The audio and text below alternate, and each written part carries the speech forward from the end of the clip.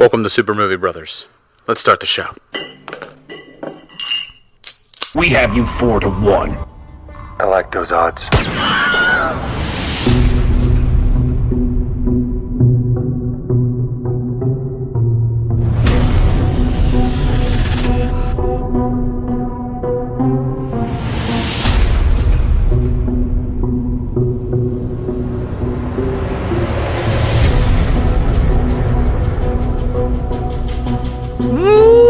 Welcome to Super Movie Brothers. I'm your host, Super Movie Brother Dave. I'm your host, Super Movie Brother Jay. This is our review episode for this week. We got a double dose of the reviews to come that we're going to be bringing to you. Our first review is going to be for the Korean drama thriller Parasite, and our second review will be for Star Wars The Mandalorian, which just released on Disney+. We're going to be talking about the first episode, giving our impressions on it.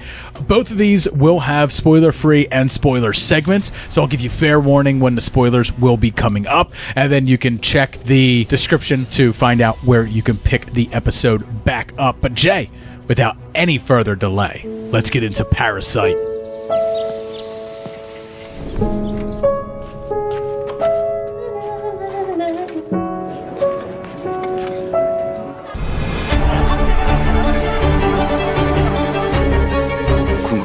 진행하는 거야? 나 이제 사람을 못 믿잖아. 그래도 사랑하시죠?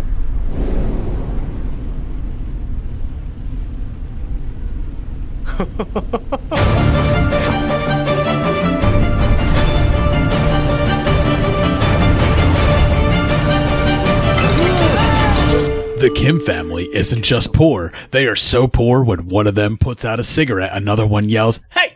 Who turned off the heat?" But things begin to change when Ki Woo is given the opportunity of a lifetime tutoring for the daughter of an affluent tech entrepreneur. Slowly, the Kim family infiltrates all hireable positions within the household, but circumstances change one night as a deadly standoff ensues. So, Parasite, man. Yes. I think this movie, we obviously both heard a ton of positive buzz going into it. But I believe this came out at the Cannes Film Festival. I also saw it was at Toronto Film Festival. Yeah, other festivals as well. A lot of buzz. It was one of those movies where there seems to be always like one or two foreign films that are always like the must-watches of the year. Well, I think lately a lot of those films have been Korean films. We got Train to Busan last year, which everyone was fanatical for. I'm still fanatical about it. Watched it again several times this year because it's so good. Train to Busan 2 is filming right now. Another film by this very same director, The Host,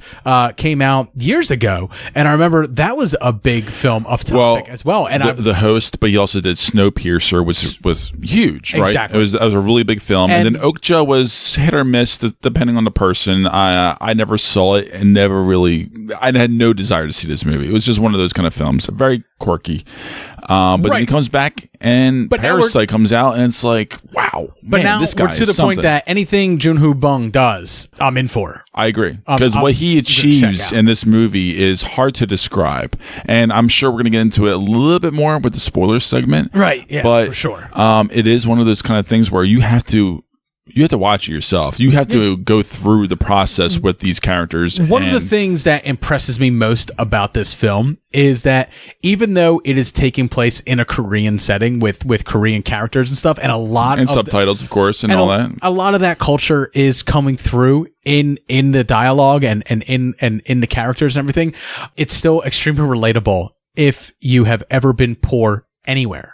Mm-hmm. You know what I mean? Or you at least understand what it's like to struggle in any kind of way. Right, to struggle, because that is what this film at its core, it's about seizing the opportunity. In a lot of ways, these characters are even smarter than the rich family. Right. It's all about the circumstance. You have to be, right? You're a hustler. You need to really think your way through to get through the day. In the Kim family, the mother of our protagonist, she is a gold medalist, right? Like she's not some slouch or anything.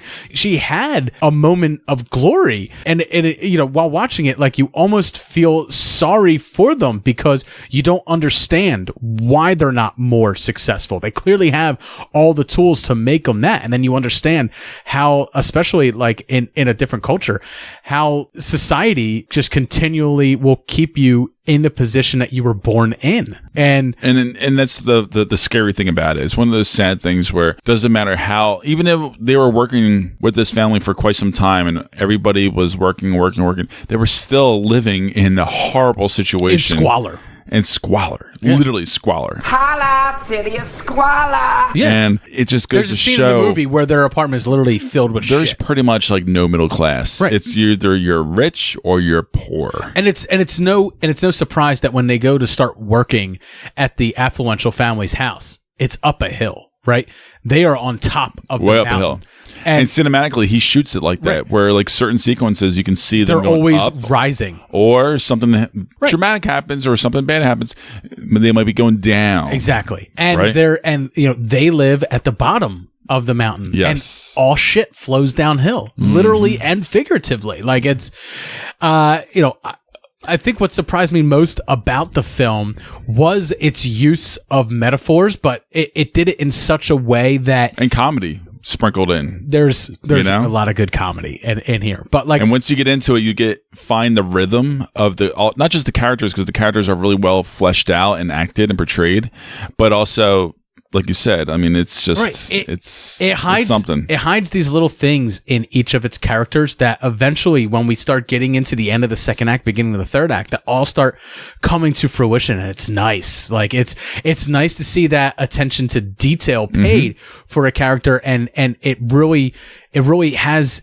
Everything has its payoff at some point. Sure. Where there was no wasted moment in this script. Like No. we always talk about weak scripts that sometimes they're bloated. Sometimes the runtime's too long. I never felt like there was any moment in this film that was a wasted moment where Right. what it was doing on screen wasn't either adding to some character's motivation or moving the story forward in a way to get us to the conclusion that we get. Yeah. And the conclusion that we get is an extremely powerful one. And unfortunately, I don't want to spoil much of anything for anybody. I'm not going to talk about And when the third turn act. happens, it is highly edge of your seat, Yeah. thriller-esque. We'll break it all down in the spoiler section for you.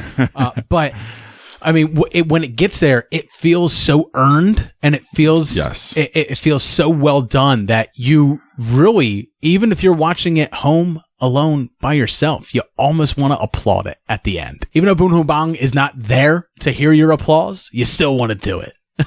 You still want to applaud it. Yeah, Jun Ho Bang was one of those guys that you could tell had everything planned out perfectly in his head, because he wrote and directed this thing, and you can see it. You can see it cinematically. You can hear the words. You can see the words on screen, and it flows seamlessly. It's all worked out perfectly, and it's one of those kind of films that you just haven't seen. Okay, so for example, I saw this movie as a double feature. I saw Dr. Sleep first, and then I saw this afterwards. Oh, should have reversed that.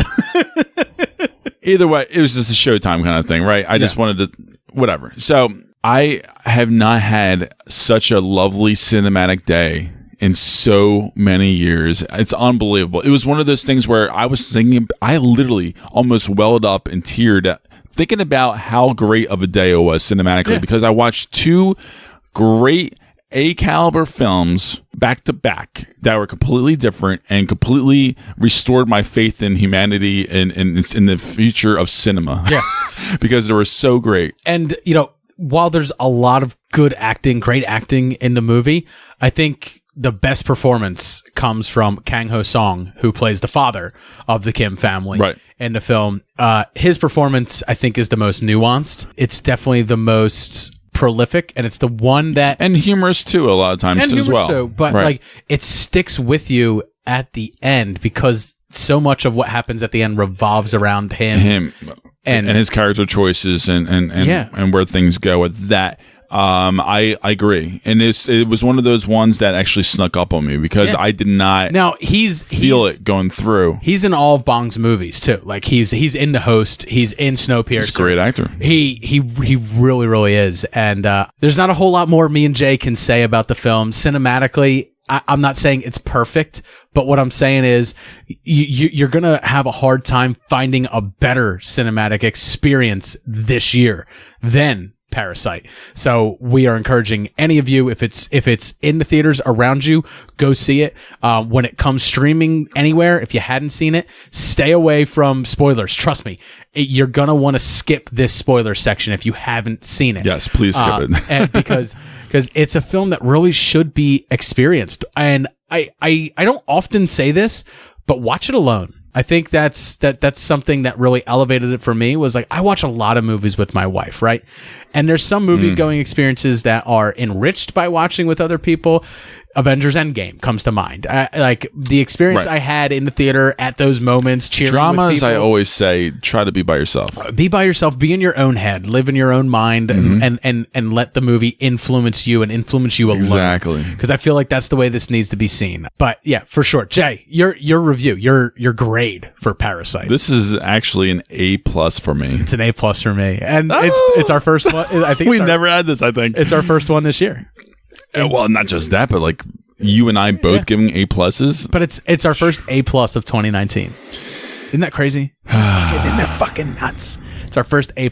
I've done A's. I know. And to be honest, you're a little tougher dulling out the A's. I am very difficult. I am difficult. I'm very much more of like an A- kind of guy. Even an A. I gave an A to Dr. Sleep, but this is an A+ movie. 100% is. It really is. And we can't it's stress something that extremely special that I think everybody should go out and see. Honestly, do yourself a favor. Just give it a try. All right, Jay, let's get into our spoilers for this. I'm going to encourage everybody, again, if you haven't seen Parasite, skip ahead. I'll put in the description when you should skip ahead to, so that way you are not spoiled on this and you can just jump in for our Mandalorian review. Spoiler warning. Spoiler warning. Spoiler warning. All right, so spoilers. We know that he gets a job as a tutorer and he goes there and he kind of starts infiltrating the family and stuff like that. And he brings his sister in, who's like a master forger, and she forges all their documents and stuff. And then one of my favorite bits is how they go about getting each other person, the driver, fired, and getting the father hired, getting the maid fired, and getting the mother hired. To extreme extents. Right. You know? And they see an opportunity. In an exact way. And they way. go all the way in an exact way that a parasite infiltrates your body and replicates. Mm-hmm. Which obviously is where the name comes from. And I love that. But it all comes to a head when the maid who they had gotten fired returns. And come to find out, she was a parasite herself. Yeah. And she had been hiding her husband in the basement that the family didn't know about. And they kind of set this up because they talk about how the place was built by an architect. They always refer the architect. Right. The architect. And there's always this mastery to his design, and there's hidden secrets about the house. And then, we find out about the one in the basement where her husband has been living for years. And the way they set it up, the Morse code, and how he's been down there sending messages to his wife over Morse code by banging his head and paying praise to the man who fed him before, the architect who's now moved out. He the way he shows praise is by hammering his head literally against a light switch. Yeah. And sending out Morse code signals. Communicating. But when we talk about the nuanced things in the film, we know that the mother was a silver medalist, and we know that she knew Taekwondo. And there's a moment where the maid is coming after her, running out of the basement, and she's running for it. And the mother just sends off this kick that is so instinct, so just fluid, so just as a matter of fact, quick. It just happens. It's like a snap, and she kicks her and she goes flying down the stairs. And I was like, that is great character development, because you showed us a trait of the character in the first act. You reminded us about it in the beginning of the second act, and towards the end of the second act, beginning of the third act, it comes to a head. And it happens very quickly, but it's little things like that just doesn't happen very often in movies. It doesn't. It's just so well done. The father's smell, they always talk about yes. That's an obvious one, and obviously, as we saw later on in the movie, the little boy it's a big trigger. Right, starts mentioning that the tutor smells like the driver, and the driver smells like his art teacher, and stuff. He starts picking up on these little things. But those people in that kind of world, living among the dwellers, right? Obviously, they're gonna smell something they're not used to smelling before. Especially a child who's never been to the bottom of the mountain. Sure. Right? Like he's never been down there. He's never been Right. in the pits. Right. And that's one of those things, but like the smell, and not just with the kid, it just keeps coming back. Like they keep talking about, how Mr. Kim smells. Like he smells. Like, and there's moments where they're hiding within the house and they're all like, you smell that? Yeah. What's that smell like? It smells like Mr. Kim. Like, and it becomes this tick for him almost. It becomes a trigger for him, for Mr. Kim, because he takes it with a grain of salt for so long. Yeah, but you can understand. But when everything comes to a head, he's a middle-aged man, right? And even now, we're still not spoiling major things. I'm sure he's been actually, simmering on that kind of stuff for so long, many years. He always knew. Deep down, he knows he smells. You think that? I think at least it all comes together. I think it's right? I think what it is it's a mirror placed in front of him that he is different. As much as he wants to live in this world, and as much as they are attempting to live in this world, and as much as they play pretend, it's that mirror the reality. Image. It's the reality of it is you'll never you don't belong fit here. in. Yeah. You don't belong here so much you don't even smell like us. Yeah. You don't even smell human to us. And that's Right. what it really comes down to. Right. It's the dehumanization of him and his family that he constantly experiences that eventually causes him to snap when he does. And like I said, we're not spoiling major story points. We're just kind of talking about. I know, and I honestly we don't should we have to? No, but one of the things that really, and this is only for people who saw it, but one of the things that like really gets me is towards the beginning of the third act, they escape the house after the standoff, and the entrepreneur's family have come home, and they escape the house, and they begin to run home, and the rain starts, and everything flows from downhill. That was one of the so that sequence. Obviously, we just had a good 15-minute long sequence that felt like an eternity of them of them not just having fun and getting drunk and blah blah blah and going through some shit, but also trying to escape and figure out a way to somehow escape out of the house. But did you notice what happened before the family returned home? They were getting into each other when left to their own devices, right. When not working together, when left to be on their own and free, they begin to dig at each other. They begin to fight with each other. They begin to tear each other apart. They have to have a common cause for the family to work as a unit together against something. Right. And you see it work obviously more effectively throughout the movie. Right. I thought that was in various ways, but it was interesting to see that. But the fact that they took a good amount of money and time and fantastically shot this horribly destruction of the which is probably normal too in that kind of society where the dwellers get flooded out constantly. Right. So they live in the bottom of the hill. So they have these rains. It's just part of the they're the landscape the house, of that, and the rain is flowing down. Yeah. It floods the sewers. The sewers are, there's a point where the daughter is sitting on top of a toilet as it's belching out shit, and all she wants to do is light up a cigarette and check her Wi-Fi, because the Wi-Fi thing was such a big deal in the beginning, like trying to find a spot that has in the house that has Wi-Fi. And she likes her smokes, and she just wants to clear her head. Right. Remove herself from this horrible, literally shitty situation. They're literally living in shit. But he looks at his son and he says, "What's your plan for the people in the basement, for the maid and her husband who were locked in the basement? What's your plan?" And he looks at his son and I'm paraphrasing here, but he pretty much tells him, like, a man who plans is a man who's doomed to fail. Yeah. I don't have a plan.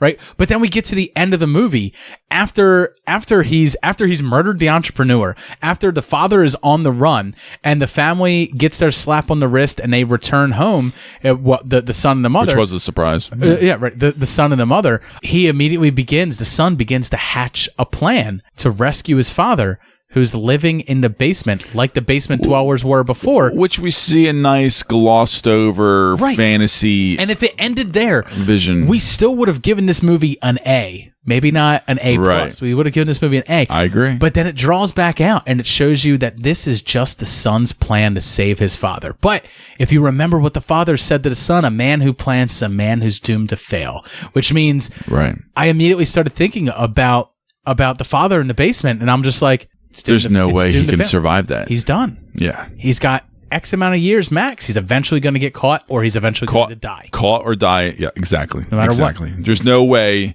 that he's going to be able to afford a place like Right. that. And that's maybe 10 years. But that's a metaphor. But 10 years living in that basement, no, But he's done. that's almost like a metaphor for the lower class, especially in South Korea. The lower class, you can plan all you want, but every good plan's just doomed to fail. You either make it through dumb luck or you don't make it at all. Mm-hmm. And that's how it feels to be lower class. That's Yeah. not just a metaphor. Like, that is literally how reality. it feels to be lower class or middle class, to not be the affluential people in the world. It feels like it is a constant uphill battle, and sometimes you get knocked down the bottom of the hill and it fills up with shit and you got to crawl yourself back out again. Yeah. It's wonderful for so many reasons. So many. But again, we thoroughly encourage you guys to go out. You already saw it. You better be. You listen to this. If you're here with spoiler us, section, you're here with us. Please reach out to us. If you want to geek all over it, again, more 100%. with us. Interact with us on Instagram, Facebook, Twitter, whatever you guys want to do. Yeah. Hit us up. We'll drop all of our socials at the end of the episode for you guys to reach out to us. All right, Jay, let's head over and let's get into our Mandalorian review. Bounty hunting is a complicated profession.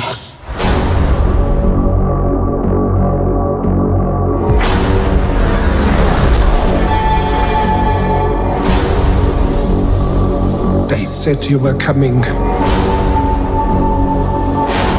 They said you were the best in the parsec. Would you agree? Mandalorian, look outside. They are waiting for you.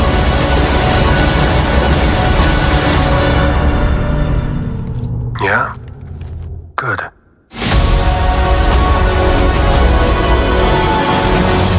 Welcome back, all of you who had skipped the spoiler section of Parasite, where we're going to get into our Mandalorian review. And of course, Jay, I got a synopsis. I like those odds. A Mandalorian bounty hunter in a galaxy far, far away is cutting out a living for himself, collecting bounties in the wake of a fallen empire. But he may have taken on more than his cargo hold can hold when he is sent on a mission to bring back a quarry dead or alive, with only a suicidal IG assassin droid for aid. The plot thickens and enemies are made in the Mandalorian's inaugural outing. We got ourselves a Western, Dave. It's definitely a Western. One of the small details that I love straight off the bat, every time the Mandalorian takes a step, that tss, tss, tss of a spur is hitting the ground. Like, it sounds like the outlaw Josie Wales just walked into the bar through the swing. And he has that swagger, right? Through the swinging doors, right to the saloon, and he walks in. What are you drinking? Whiskey. What are you here for? Death. I mean, the episode starts off. It sets it off. So it starts so off poignantly, with a fight, with a bar fight, right? Like, it's a cantina scene. We've seen it before, and we've seen what Obi-Wan does to people who get in his face in bars. We've never seen what a Mandalorian does to people when they get in his face in a bar. Mm-hmm. Boy, do we fucking see it. I gotta say, dude, when I think of the Star Wars universe, all the things that I love about the Star Wars universe, all the nuance, all the little things, everything that made the original trilogy so lived in and so fun, so expansive, I'm picking up here. It's all here. They even show nods to it. It's so engaging, Right. and intangible too. Jay, there's a point where a speeder pulls up to pick up the Mandalorian, and it's bright and it's shiny, it's new, and a character says it's the newest model, and it looks like a speeder that you would have seen in the prequels. Right. And then he goes, no droids. And they send that one away, and they bring in another one that's a jalopy. It's beaten up, and it looks like Luke Skywalker's from A New Hope. That's the ride he's going to take, because that's the metaphor for how Jon Favreau is treating this TV series. He's not going to ignore the fact that the prequels happened, but he was a guy who grew up watching the original Star Wars trilogy, and that's what he's doing his best to pay homage to here. And by the Mandalorian taking that shitty jalopy speeder that looks like Luke Skywalker's to his destination, that is our audience's metaphor for that's the world we're going to be in. That's the look, that's the setting, that's how this is going to feel. Grounded. A lived in, like, gritty universe. And the second I saw all that, over it. The second I'm I all saw about that, that's the first thing I thought of. I was like, my God, Jon Favreau is just, he's not even doing it, in my mind, he's not even doing it subtly. He's just like, you're a Star Wars fan? You're looking for something that looks like A New Hope? You look like something that looks like Empire Strikes Back? It's all here for you. It's here. Yeah. And it looks fantastic. The choice of using practical effects when possible, it's mostly all of it. It shows. There's maybe there's a Quarian in the beginning where I believe the character itself is practical, but the tentacles moving on his face, that's CGI. There's a monster at one point, that's CGI. There's a few other creatures that are CGI, but for the most part, when practicality is practical to do, they do it. I would say this is probably the 70-30 CGI practical blend that we always talk about. 70% practical, sure, 30% CGI. It's maybe even 80-20, to be honest. I mean, it was really well done. The CGI was really well done. It was mostly seamless, especially in the Star Wars world. I was really happy to see not just that visually, but also just to hear him talk finally, and the tone of his voice, the speech pattern, how he spoke, when he spoke. Be honest, was perfectly on point. You were expecting to hear Oberyn Martell under there. No, you can't die yet. You haven't confessed. And that's not what you get at all. I didn't know what to expect. Pedro Pascal does have an accent. He does. No, I know, but I look, they could have done anything. They could have done anything, Dave, with that. Who knows? I was like, is he putting on what he thinks an American accent should sound like, or is he what I realized? I think he's putting a completely different kind of spin on it. No, he's trying to put on a Tamora Morrison type sound to his voice. Tamora Morrison played Jango Fett. Obviously, they then changed his voice to be all the clones, and then he's also the voice of Boba Fett in ancillary material as well. So that's what I was picking up when they were putting it down, like a true Mandalorian. They do introduce us to the world in a nice way, because we get introduced to him as a bounty hunter, him collecting a bounty. Then we get introduced to the bounty hunter underworld, and then we get sent on a mission. It's a little bit of world building in episode 1 that is going to probably go a long way in episode 2. Like we learn a lot about him without knowing anything too personal about him at the same time, except for minor flashbacks. Here's my review for it, man. Like, if you wanted old school Star Wars, it's not, it hasn't been happening in this new trilogy as much as it's happening right here. Yeah. And that's what it comes down to. You know, you can go back and listen to our trailer park breakdown of it. I discuss everything that Jon Favreau discussed at D23 and his practical nature in coming to this, and all the giddy goodness that he was having putting into it. And it all just shows on screen that Jon Favreau was having fun. And this first episode, not even directed by him, man. Directed by his show-running partner, Dave Filoni, the creator behind and the showrunner behind Star Wars: The Clone Wars, Star Wars Rebels, and did a beautiful job, and currently Star Wars Resistance. But I always wondered whether this guy could do more outside of animation, and this showed me that Dave Filoni can. I mean, especially with Jon Favreau, you know, as producer, show writer, and head of this entire production. I look forward to every single episode I'm going to get from here. Now, November 12th, the first episode hit. Every Friday, guys. November 15th, the second episode will hit. So just 3 days later, you're going to get the next episode. And it's almost as if they knew that we couldn't wait to whet our appetite. Absolutely. No doubt. And I'm one of those guys. And obviously, like we haven't mentioned that before, but it's at 37 minutes long, this first episode? 39 minutes. 39 minutes. 39 minutes without credits. Very tight. Very tight. Yeah. And it was perfect, pitch perfect.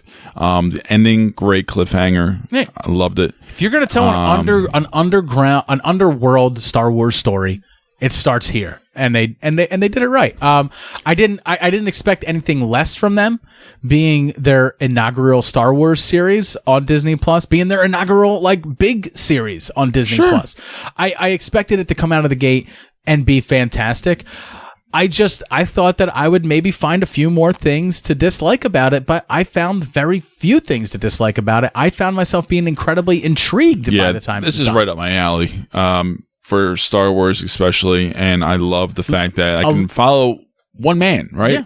It's more. He's kind of like a cowboy, right? It's one of those, exactly what we just said. It's a western. It's a western kind of. Is it feeling like, I know you liked Rogue One? Is it feeling like Rogue One for you? Like very like a bit, very gritty, more so than the other ones. Yeah. But yes, and I'm loving that. I think we're gonna get more of that Rogue One vibe later on in a few episodes, right? But with Death Troopers, and we'll be seeing more. Yeah. So I got to say, like, I'm very excited as an aging Star Wars fan, as someone who grew up with Star Wars, and I can Dave, don't say aging. I can understand when they bring in the kiddie stuff. You know what I mean? But this isn't the kiddie stuff. This is the show that was made for the aging Star Wars fan, for the Star Wars fan who grew up the with originals. Star Wars and is now entering our middle age. And we just want that touch of nostalgia, and this is giving it to us. Like, it feels so much like it. So, Jay, score it, man. Give first episode of The Mandalorian a score.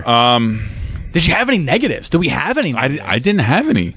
It's tough, yeah. But at the same time, I don't want to give it an A+ because we're not ready to. Like, I can't do. I'm going to give it a solid A. I'm going to give it a solid A because I can't give it an A+ simply because of. Here's the thing. It's just in me for some reason I can't give it. There is a creature at the end that looks very much like a Mogwai if a Mogwai were CGI'd, and I wasn't so crazy about the CGI of that creature in the last scene. So there's a negative for you. Maybe other than that. Oh gosh, yeah. I guess my only negative would be perhaps that it wasn't as. Oh god, I don't even know what the hell to say about it, dude. Maybe it didn't have as much to chew on. You know, it was pretty much a breezy western. There was some fun to be had.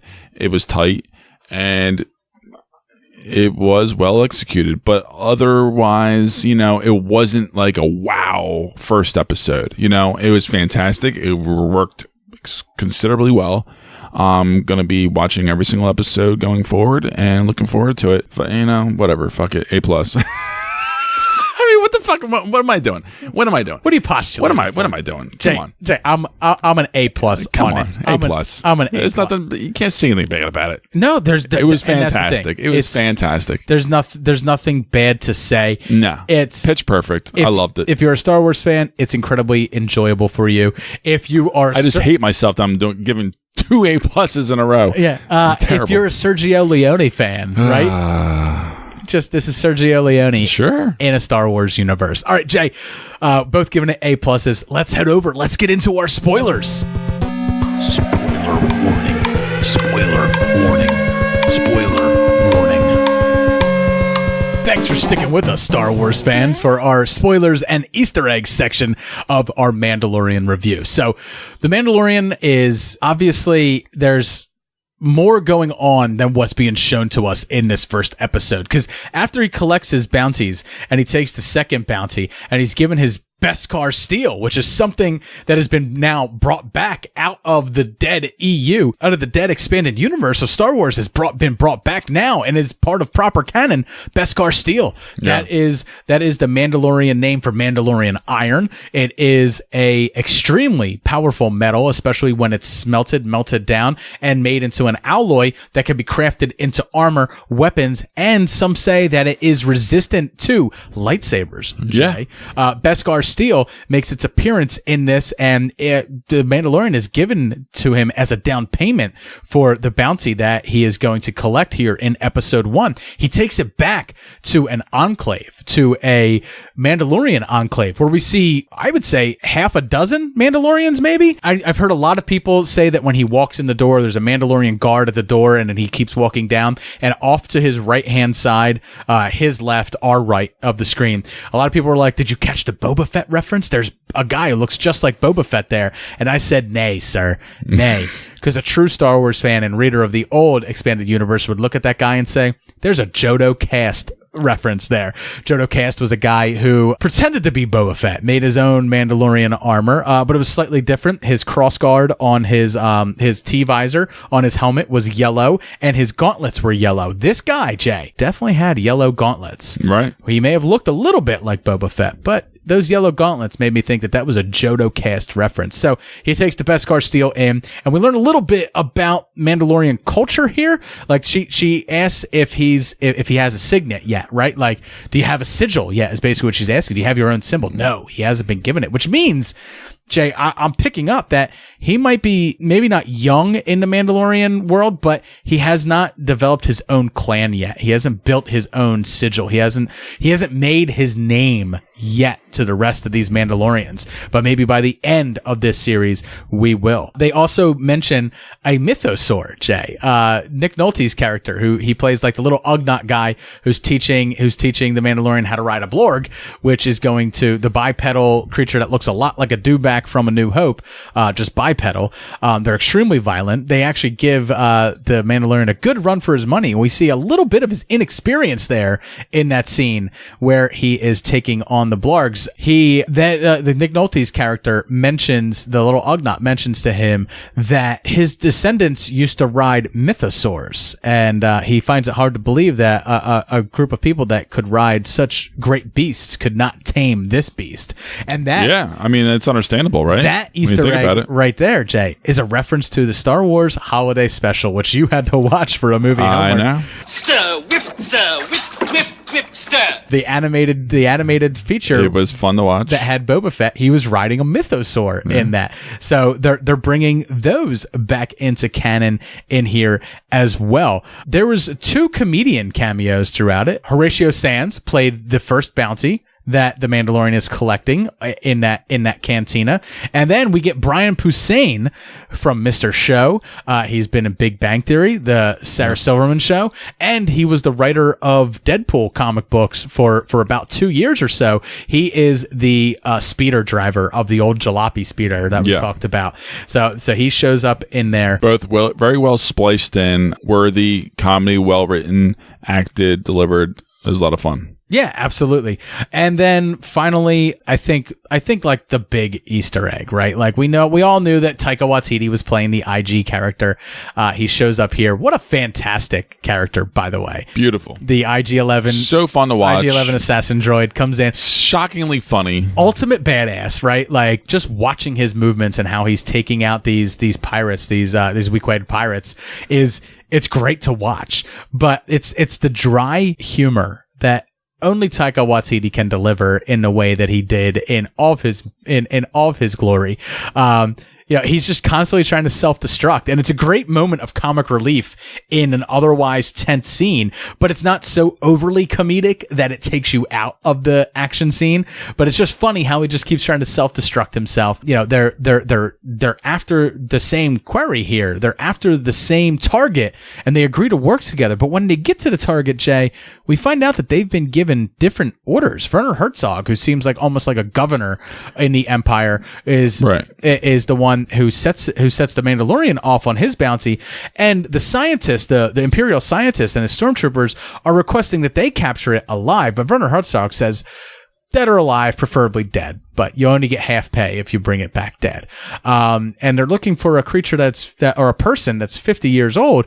The IG-11 character was only sent to kill this bounty, which means that they were sent by separate parties. Exactly. It begs to differ. Where is that coming from? Who actually wants that thing dead? Right. There is another group at work here other than the Imperials who are searching this MacGuffin. And when we get to the MacGuffin, Jay, we don't even know the name of the species. But the saddest thing of all, I guess, goodbye Taika Waititi. Yeah, goodbye Taika Waititi and IG-11. Unless there's another droid that he comes across. Exactly. There's other IG-11 assassin droids out in the world, Jay. But when they come to their bounty is we don't even have a name for the species. It's a baby Yoda. There's a lot of people out there being like, oh, it's Yoda and Yardle's kids. No, it's not. They were Jedi. They didn't procreate. But obviously, if both of those two exist, there is a breeding population of that species out there, but they're all extremely Force adept. So it makes sense that the Imperials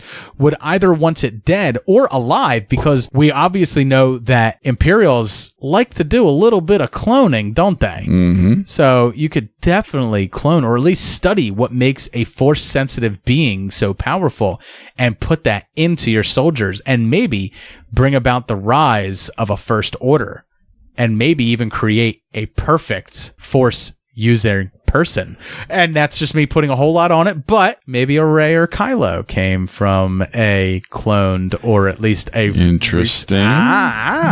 Just a little bit of like, just a little bit of maybe, but probably not. But anyway, it's a baby Yoda, man, and it looks just like a Mogwai. It looks just like Gizmo. When I was looking at him, I was like, oh, that's so adorable. But no one gave the Mandalorian rules, Jay. You can't feed them after midnight. You can't get them wet, and you sure as shit can't put them in sunlight because they're gonna die.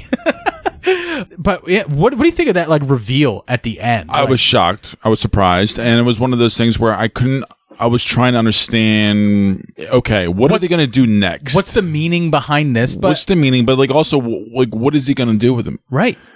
Well, he has to get that baby back, right? Yeah, but how? That's going to be hard to do. That's going to be interesting to watch. Because there's other parties at play. And, yeah. And I think what's going to be the next couple of episodes. And I think what's going to be interesting is the other parties at play, Jay, are also going to be Imperial, because now we're dealing with an Imperial schism, right? The leadership of the Imperials is gone, and they're now fracturing off into separate factions. Mm-hmm. And I think that's where we're going to get the Death Troopers and Giancarlo Esposito. Where I think they will be a separate faction of the Empire. Bring it on. Coming in to take out this. Because we get what do you think about Carl Weathers? What do we call him? Wee baby Yoda? Little Lil Yoda. Lil Yoda. Yeah, like it's his rapper name, Lil Yoda. Yeah. You know. A little bit of Yoda. Carl Weathers. I think we're just getting a tease there, right? I think he's just going to be sprinkled in from time to time. Well, he's the leader. Maybe 2 other episodes he might pop in. So here's what I was thinking while watching it, right? He is technically the leader, or at least the head of this sector's bounty hunters guild, which meant that to send the IG-11 unit, it also had to have been him who sent that IG-11 unit down that path, which means, you know, if you go back and you watch the scene with Carl Weathers and he's giving the Mandalorian his bounty, he kind of negs him a little bit, right? Like he's talking about he's the best. All I got left, I got this bail jumper. None of these are worth anything to you, really. Like these mean nothing. Don't even, you know. He's a salesman. He's teeing him up. But I think in my mind, he's very clearly setting him up for something. So I wouldn't be surprised if his character, comes back later on and turns out to be some sort of villain role, later on. I think he knew that nobody survived that mission before, and he was trying to get him killed. Right, exactly. And it's almost like a win-win for him. If it happens...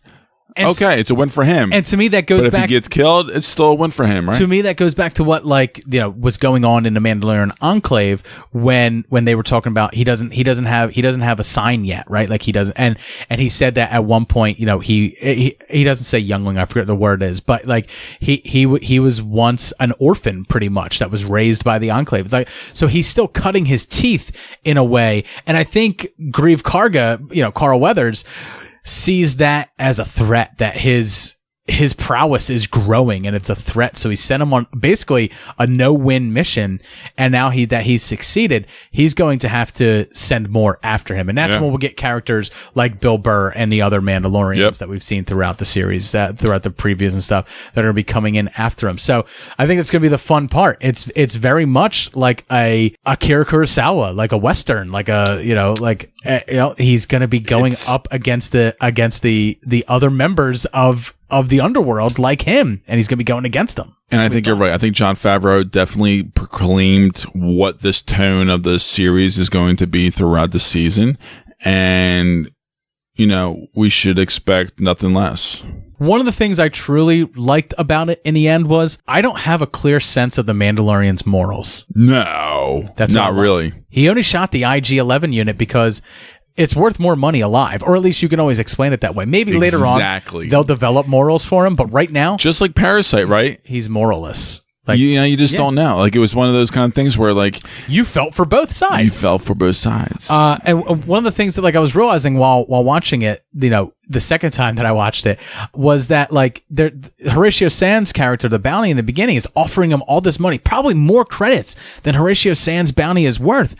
But if a bounty hunter balks on his bounty, he's no true bounty hunter, and he risks his reputation.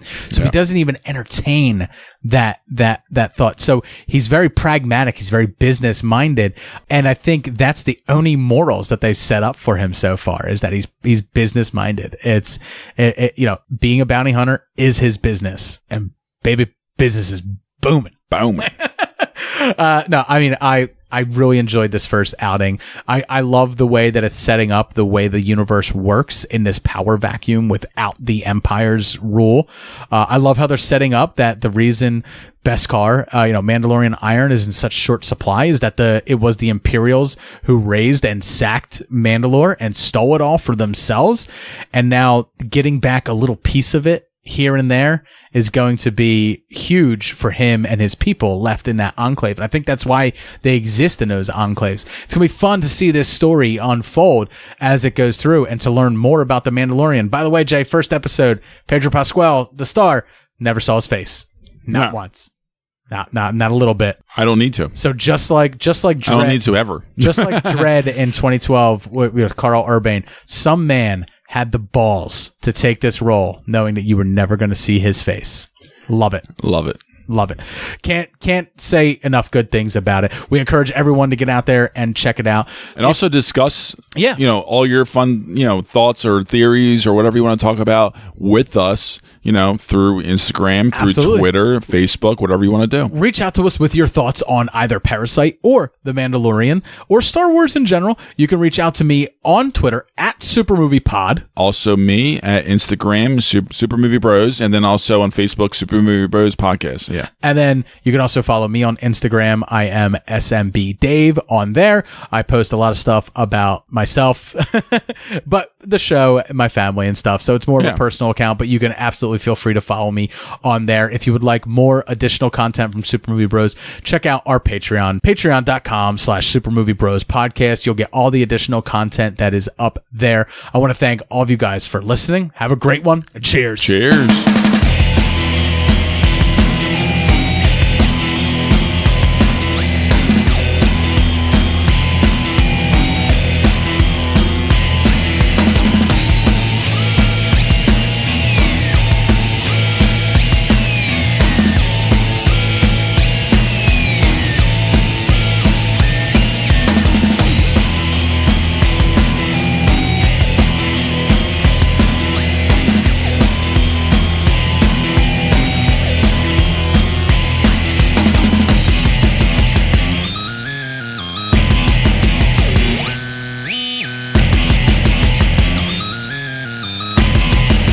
I like those odds.